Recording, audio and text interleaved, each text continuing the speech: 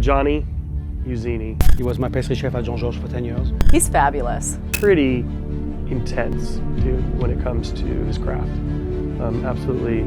He is one of the handful of best pastry chefs in the world.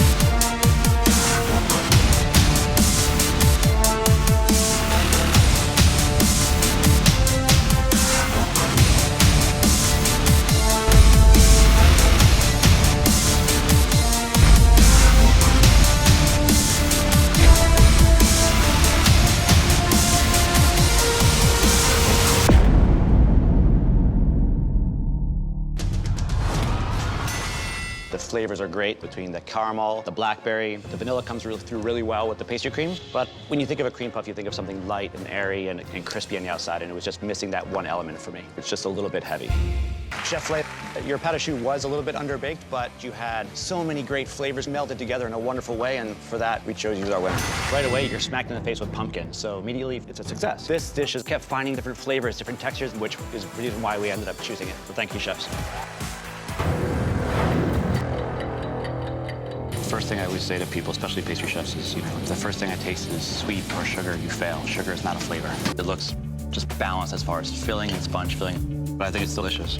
That sugar-dipped strawberry was inedible. None of us could even cut through it. I mean, this is a chance for these chefs to really show their creativity. And who's to say if they're wrong? They can say, this is one of the favorite alien flavors of the third galaxy. How do we say, no, you're wrong?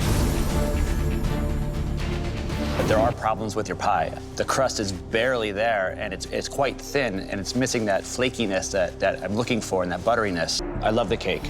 Great texture, great crumb, moisture content. That really adds a lot of dimension to your cake. You used a term that's not so correct. You said a baked Alaska. Baked Alaska has ice cream. And had you not even told me that there's zucchini in there, I never would have found that flavor.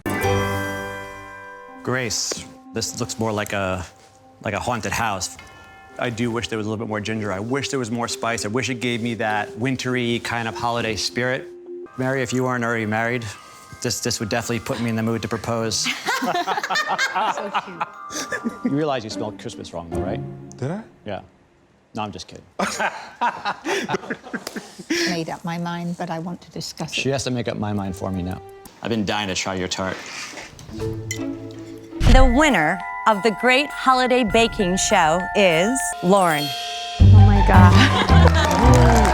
She has a great understanding of flavor. She has a great understanding of baking, of construction, and most of all, of detail work. And all that comes together to become a sum of a great baker. And we're counting down to Christmas with award-winning pastry chef Johnny Iuzzini, one of the judges of the Great Holiday Baking Show. Guys, I'm going to be judging you on this. You gave me 15 seconds. Yeah, but I didn't blindfold you. I don't know what happened over here. Sometimes So good. quality is better than quantity. The win goes to Ginger. Yeah. Award-winning pastry chef Johnny Iuzzini helped the host of that show, Nia Vardalos, crown America's best holiday baker last night. You know, when it comes to competitions, it's all about consistency, great flavors, and just attention to detail. Thinking about baking, thinking about ways to make things easier, first and foremost, don't skimp on ingredients. You're only as good as your cheapest ingredient. It's a totally different type of racing, man. You know, I thought there'd be a little rivalry coming in with all these Ducatis and the Harley guys. It's just one huge family from all borders of this country. I'm not the type of person that can sit in a room and create. I need to be out there. As a chef, I have an amazing amount of curiosity. Where are you guys making all this? It's layering flavors. It's understanding how flavors work together. I'm a pastry chef, an author, a motorcyclist, and a world traveler.